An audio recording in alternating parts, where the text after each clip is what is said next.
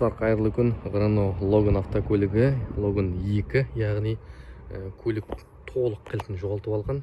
Бұл көліктерде кілт жоғалған кезде кілтті қайта қосу мүмкін емес.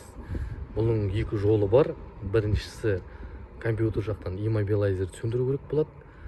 Немесе екінші жолы дилерден арнайы пин-код бойынша ISK код бойынша пин-код табу. Ол енді бізде дилер Renault болмағандықтан, өкінішке орай қаладан біз жаңа кілт оқытып, өзімде дилердің арнайы программалары бар, сол арқылы кілт қосатын боламын дәл осындай міне. Ол үшін көлік кілт жоғалған кезде иесі рульға тығып қалып, замогын алып тастаған, сындырып тікелей қыздырам деп, бірақ болмаған. Өкінішке орай нәтиже ешқандай шықпаған. Сол үшін көлік иесі бірінші компьютер алып білген болатын, сөндіріп бердіп, бірақ біз компьютерді сөндірмейміз. Ол негізінде иммобилайзер сөндіру мен дұрыс емес деп санаймын. Себебі әр көлікте өзінің кілті болу керек, паролі болу керек, оғын болмасын деп. Компьютерді пин-код оқып жатқан сәт қазір. Ештеңе көрінбейді, өкінішке орай. Экран зарядкасы өліп жатыр. Осылай міне, қазір кілтті қосып көрейік. Дәл осындай кнопканы әзірше ештеңе жасамайды, ештеңе істемейді. Сондықтан кілт дайындағаннан кейін бір хабарын беретін боламын.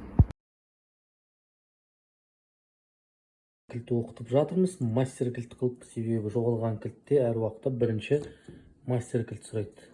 Осындай міне кілттің сыртқы қабы. Достар, міне Renault'ымыз бір ай өткеннен кейін ақыр келді. Қала бойынша әртүрлі жерге апарған, имасын сөндіреміз деген, бірақ сөнбеген еш уақыт. Ешқайсысы. Міне жаңа кілтін жасап бердік. Жаңа кілт енді кілтін сындырып алған ғой, жаңа алдында айтқан болатын бірінші видеомен. Кілтін осылай қойдық, чебін. Компьютерін ашқан, компьютер ашылып жатыр, бірақ қазір орнына қатырып салып беретін боламыз. Кез келген проблемасын кетіруге болады кілт жөнінде болса. Қазір машинаны сөндірейін.